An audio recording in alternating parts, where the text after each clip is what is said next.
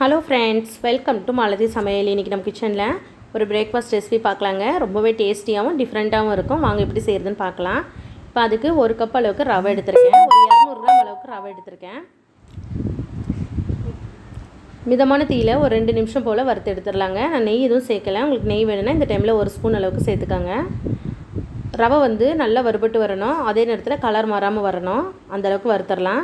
இப்போ பாருங்கள், நல்ல வாசம் வந்துருச்சு. நல்லா வறுபட்டு வந்திருக்கு. ஒரு 2 நிமிஷம் போல் ஆயிருக்கு. இப்போ அடுப்பை ஆஃப் பண்ணிடலாம். ஆஃப் பண்ணிவிட்டு ஒரு பவுலுக்கு மாற்றி வச்சுருக்கேன்.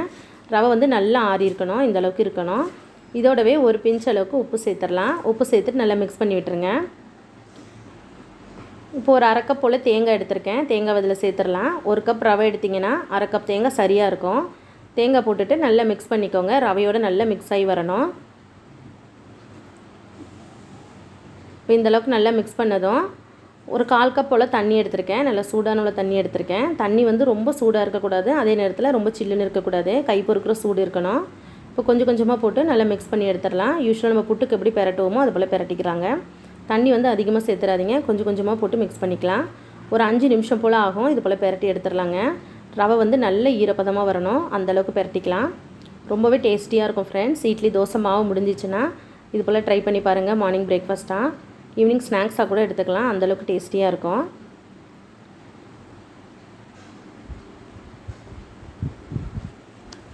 இப்போ பாருங்கள், நமக்கு ரவை நல்லா ஈரப்பதமாக இருக்குது. இப்போ பாருங்கள், கையில் ஒட்டாமல் வரணும். நம்ம பேசிய கையில் ஒட்டாமல் வரும். இதுதான் இதோட பதம். இந்த அளவுக்கு இருக்கணும். அதே போல் ரவையும் பாருங்கள், நம்ம பேசிய அதிகமாகும். இப்போ அப்படியே ஊற வச்சிடலாம். ஒரு 5 நிமிஷம் போல் அப்படியே இருக்கட்டும். இப்போ க்ளோஸ் பண்ணி வச்சிடலாம். ஒரு 5 நிமிஷம் போல் ஆயிருக்கு. ஓப்பன் பண்ணி பார்க்கலாம். ரவை நல்லா ஊறி வந்திருக்கு. ஒரு கரண்டி வச்சு நல்லா மிக்ஸ் பண்ணி எடுத்துக்கோங்க. இப்போ எக்ஸ்ட்ரா உள்ள கட்டியெல்லாம் உடச்சி விட்டுருங்க.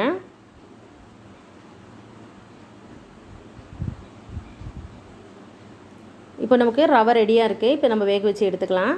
இப்போ இட்லி பாத்திரம் வச்சுருக்கேன். இட்லி பாத்திரத்தில் ஒரு 2 டம்ளர் அளவுக்கு தண்ணி ஊற்றி வச்சுருக்கேன். இப்போ இட்லி தட்டை திருப்பி போட்டு மூடி வச்சுருங்க. நீங்கள் அடிகனமான கடாய் கூட நீங்கள் யூஸ் பண்ணிக்கலாம். இப்போ இதுக்கு மேலே ஒரு பிளேட் வச்சிடலாம். பிளேட் வச்சுட்டு இப்போ மூடி வச்சிடலாம். நல்லா ஆவி வரட்டும். நல்லா சூடானதுக்கப்புறம் தான் நம்ம ரவை வைக்கணும். இப்போ இது போல் டீ டம்ளர் எடுத்திருக்கேன். நான் டம்ளரில் தான் ரெடி பண்ண போகிறேன். உங்களுக்கு துணி போட்டு கூட நீங்கள் டைரெக்டாக கூட வச்சுக்கலாங்க. அதுவும் ரொம்ப நல்லாயிருக்கும். கொஞ்சம் டிஃப்ரெண்ட்டாக நான் டம்ளரில் வச்சுருக்கேன். லைட்டாக அழுத்தம் கொடுத்துக்கோங்க.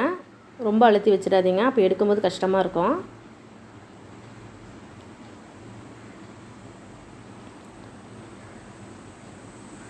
நான் இன்றைக்கி ஒரு 2 டம்ளர் அளவுக்கு எடுத்திருக்கேன். 2 டம்ளர்லேயும் ஃபில் பண்ணிவிட்டு காட்டுறேன் பாருங்கள்.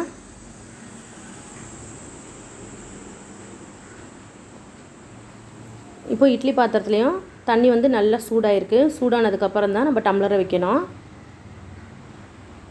இப்போ க்ளோஸ் பண்ணி வச்சிடலாம். ஒரு 12 நிமிஷம் போல் வேக வச்சு எடுத்துக்கலாம். நீங்கள் துணியில் வச்சிங்கன்னா ஒரு 7லேருந்து 8 நிமிஷத்தில் வெந்துடும். நம்ம டம்ளரில் வச்சுருக்கிறதுனால ஒரு 12 நிமிஷம் போல் ஆயிருக்கும். இப்போ பாருங்கள், ரவை நல்லா வெந்து வந்திருக்கு ஒரு 12 நிமிஷத்தில். இப்போ வெளியே எடுத்து வச்சிடலாம். இப்போ இது ஆறட்டும். ஆறுனதுக்கப்புறம் நம்ம வெளியே எடுத்துடலாங்க. ஒரு பிளேட்டுக்கு மாற்றி வச்சிடலாம். ஒரு 2 நிமிஷம் போல் அப்படியே இருக்கட்டும். ஒரு 2 நிமிஷம் போல் ஆயிருக்கு. நல்லா ஆறி வந்திருக்கு. இப்போ பிளேட்டுக்கு மாற்றி வச்சிடலாம். லைட்டாக அழுத்தம் கொடுத்துருங்க. உங்களுக்கு நல்லா ஒட்டாமல் வரும். ஈஸியாக எடுக்க வரும். பாருங்கள், எவ்வளோ சூப்பராக வந்திருக்கு. டேஸ்ட்டும் அந்தளவுக்கு ரொம்ப நல்லாயிருக்குங்க. உடச்சி காட்டுறேன் பாருங்கள். எவ்வளோ சாஃப்டாக இருக்குது பாருங்கள். நல்லா உதிரியாக வந்திருக்கு. எவ்வளோ சாஃப்டாக இருக்குது பாருங்கள். உள்ளுக்குள்ளேயே நல்லா வெந்து வந்திருக்கு. நாட்டு சக்கரை, வெல்லம் வச்சு நீங்கள் சாப்பிட்டுக்கலாம். இந்த வீடியோ உங்களுக்கு பிடிச்சிருந்துன்னா எங்கள் சேனலுக்கு லைக் பண்ணுங்கள், ஷேர் பண்ணுங்கள், கமெண்ட் பண்ணுங்கள். மறக்காமல் malathi சமையலுக்கு சப்ஸ்கிரைப் பண்ணிக்கோங்க ஃப்ரெண்ட்ஸ். தேங்க்யூ.